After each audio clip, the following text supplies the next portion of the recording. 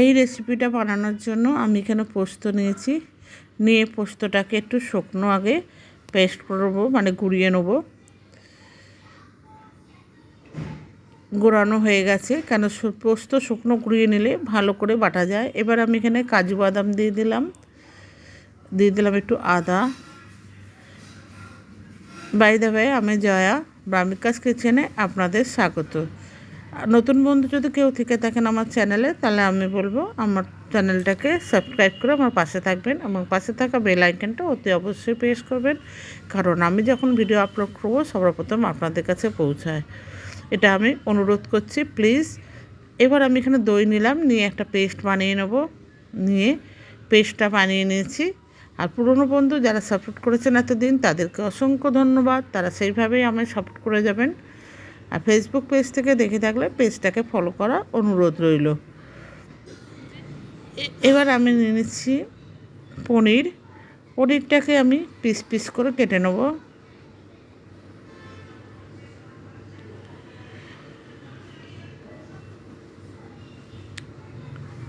Please বন্ধুরা, কেউ skip করে দেখবেন না, এটা আমি অনুরোধ করছি। ভিডিওটা পুরোটা দেখুন। যদি ভালো লাগে তাহলে অতি অবশ্যই লাইক শেয়ার কমেন্টস করবেন। লাইক শেয়ার কমেন্টস করতে ভুলবেন না, কারণ আপনাদের এই একটা লাইক একটা শেয়ারের জন্য মানে করলে আমি মোটিভেট হলে আরও ভালো ভালো রেসিপি করার চেষ্টা করব এবং উৎসাহিত হব। সুতরাং প্লিজ লাইক শেয়ার করবেন। এবার আমি কড়াইতে কিছুটা তেল দিয়ে দিচ্ছি। তেলটা গরম হতে দিয়েছি। এবার পনিরগুলোতে আমি একটু নুন আর হলুদ মাখিয়ে ম্যারিনেট করে নেব। বন্ধুরা, এখানে আমি মালাই পনির নিয়েছি, আপনারা চাইলে নর্মাল পনিরও নিতে পারেন। আমি এখানে প্রায় 300 গ্রামের মতো পনির নিয়েছি।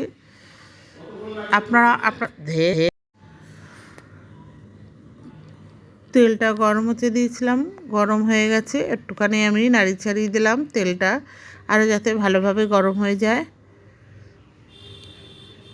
এবার আমি এখানে যে পনিরগুলো নুন হলুদ মাখিয়ে ম্যারিনেট করেছিলাম, সেই পনিরগুলো এখানে দিয়ে দিচ্ছি। দিয়ে আমি একটু হালকা ফ্রাই করে নিচ্ছি।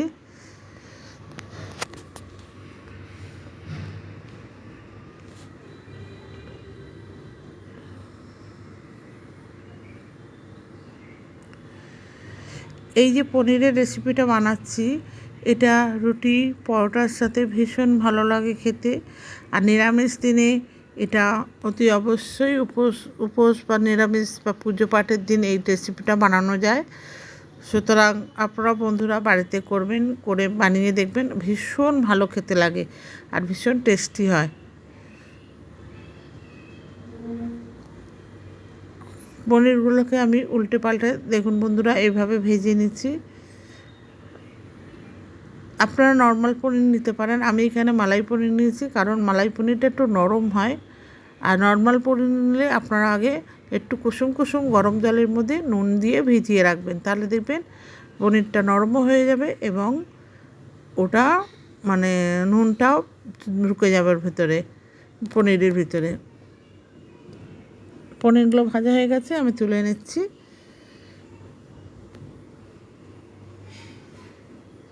এবার যে তেলটা রয়েছে সেই তেলের মধ্যে আমি দিয়ে দেবো যে পেস্টটা আমি বানিয়েছিলাম। আমি আঁচটাকে ধিমি করে দিয়েছি একদম, দিয়ে ওই পেস্টটা আমি এখানে দিয়ে দিলাম।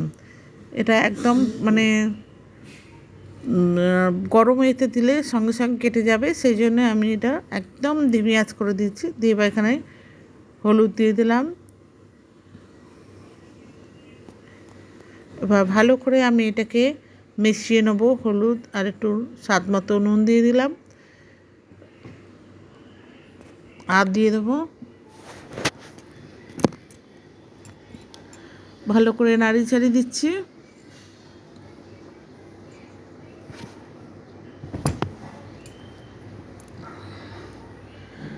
ভালো করে নাড়ি ছেড়ে দিলাম।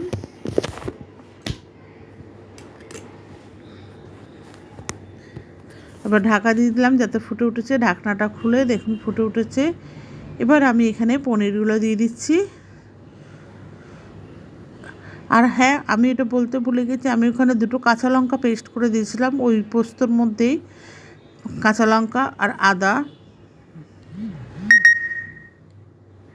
আমি আবার বলছি, নতুন বন্ধুরা যদি কেউ থেকে থাকেন আমার চ্যানেলে, তাহলে ব্রাহ্মিকাস কিচেন চ্যানেলটাকে আপনারা সাবস্ক্রাইব করে আমার পাশে থাকবেন এবং পাশে থাকা বেল আইকনটা অতি অবশ্যই প্রেস করবেন, কারণ আমি যখন কোনো ভিডিও আপলোড করব সবার প্রথম আপনাদের কাছে পৌঁছায়। এবার আমি এখানে একটু লাল লঙ্কা গুঁড়ো দিয়ে দিলাম